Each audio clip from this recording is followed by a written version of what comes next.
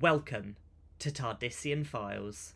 Hello listeners! With the conclusion of New Who Season 2 and Ncuti Gatwa's time in the TARDIS, I thought it was time that we take a look at the overall season and rank the episodes in order of those I thought were the best compared to those that were less so. Without further ado, let's jump right in.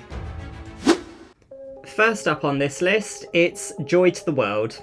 This won't come as a surprise to anyone who knows me, as I absolutely loved this Christmas special.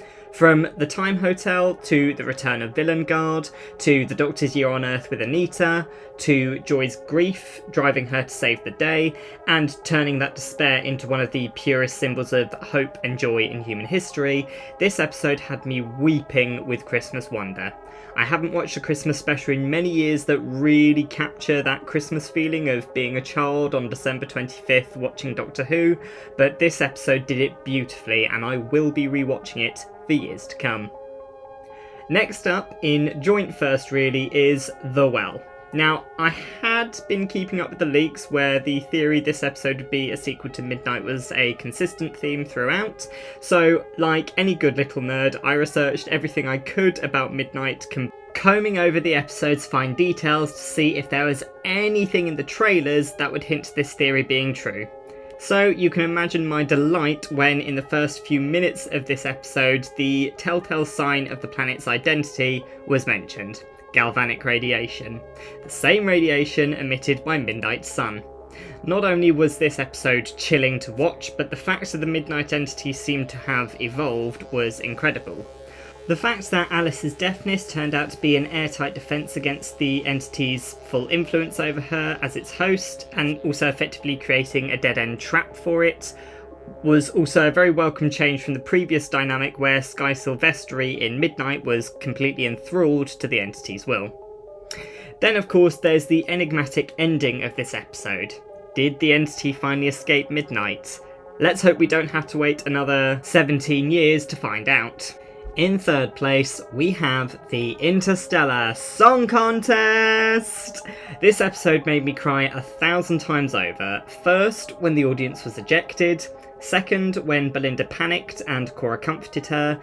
And finally, when Cora sang her Hellion ballad and rightly received the standing ovation her devastated world deserved.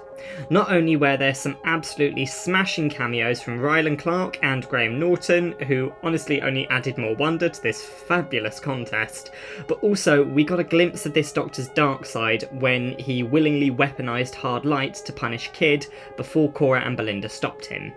Then, of course, we had the much long-awaited reveal that Mrs. Flood was the Rani, and our first glimpse of Archie Panjabi's incarnation, setting up the two-part finale, for better or worse.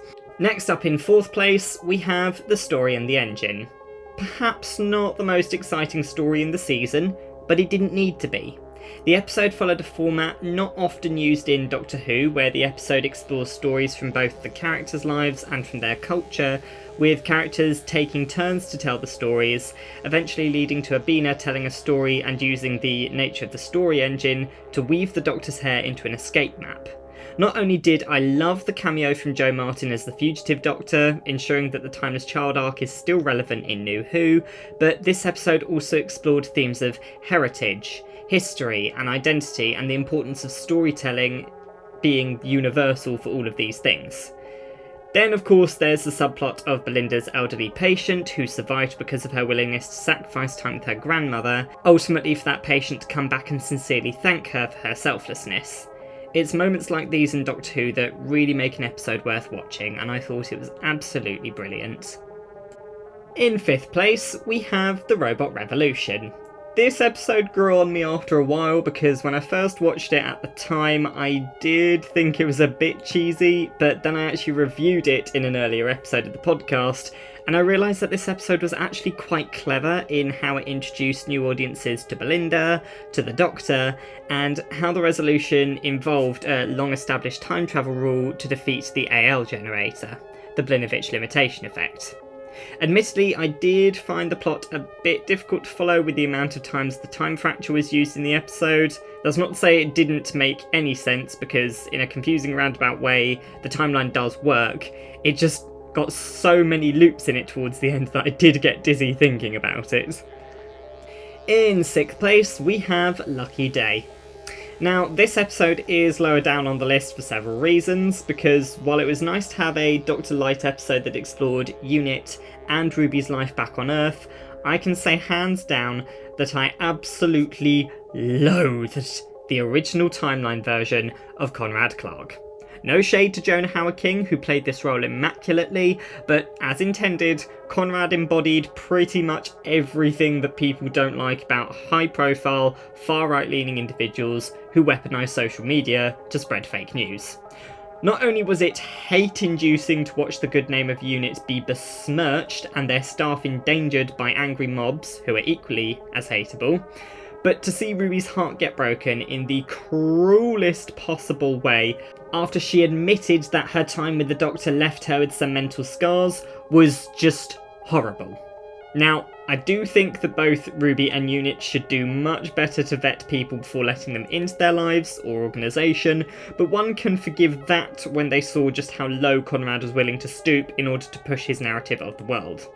Overall, this episode was a mixed bag with an interesting plot, but a villain that was maybe a bit too hateable. Moving on to 7th place, we have The Wish World. Now, you'll notice that this part 1 of a two-part finale isn't grouped with its counterpart, and that is because this episode actually could have set up a much better part 2 had the writing not fallen short in the reality war. On its own, this episode actually sets up a very high-stakes finale. The Doctor and each of his friends, all conquered and divided, are currently fighting through the wish, seeing through it, their heads filling up with doubt, and at the very last second, London begins to fall into the Underverse. The Doctor's falling from the Bone Palace, and he's finally remembering everything, and he's saying something about Poppy, why she's so important. And that on its own was an incredible setup for what could have been a much better two-part to the finale than we got. So, with that in mind, had it not been for the reality war, the Wish World would actually be much higher up on this list. But unfortunately, because of the two-parter, it is not. In 8th place, we have Lux. Now, I can't really say much about this episode because if the villain hadn't been a member of the Pantheon of Gods, then I probably would have liked it more because, apart from that, the episode actually had some pretty amazing plot points. From the mystery of the vanished audience in the cinema, to the show subtly addressing racial segregation in the 1950s, to the Doctor and Belinda's lovely chat with the fans after breaking the fourth wall, to Lux's defeat being heavily reminiscent of the werewolf's defeat in Tooth and Claw. This was all great. However, I cannot look past Lux's all-too-easy defeat. He was a god! Yes, his defeat did use his own nature against him, the same way all Pantheon gods are defeated, but his defeat can't even be called that because he wasn't banished or trapped or killed. He got everything he wanted and just merely dissipated into nothingness. It was a very anticlimactic resolution compared to other Pantheon gods. And the guy didn't even have a proper harbinger. So clearly the writing was kind of felt like they were just scraping the bottom of the Pantheon barrel there. Finally, in 9th and final place, we have the reality war. Now, in our previous episode on the podcast, we did discuss the plot of this episode and more specifically what I liked and didn't like, so you can go back and listen to that if you want to hear my full review of it. But when you look at this episode in context of the whole series, this finale was actually one of the weakest I think I've watched in a very long time. Not only was established lore surrounding Omega rewritten in a way that was incredibly underwhelming and unnecessary, but the lack of a main threat, where the episode seemed to just jump from one subplot to the next, seemed very disjointed. Also, there was all the teasings with Carol Ann Ford's cameos as Susan, which made no sense by the end of this episode, as Susan did not actually appear like she was allegedly intended to for the original cliffhanger of this episode to set up season 3. Then, of course, there was the lengths that the Doctor went to save Poppy, only to lose her as his daughter and bring her back as Belinda's only, which seemed almost insulting given how this was the reason why the 15th Doctor was regenerating to restore Poppy to the timeline.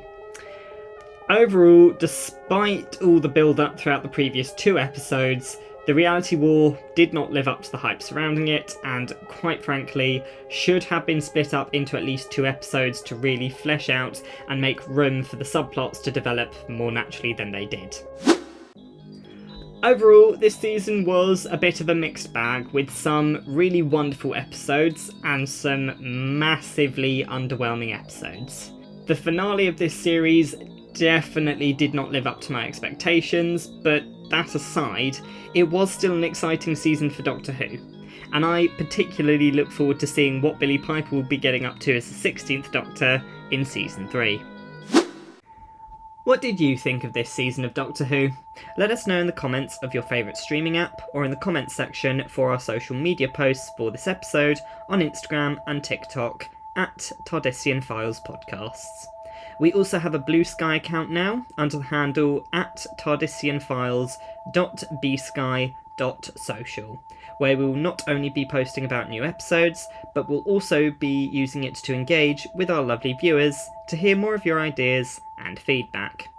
Please leave a like and subscribe, and as always, see you next time on Tardisian Files.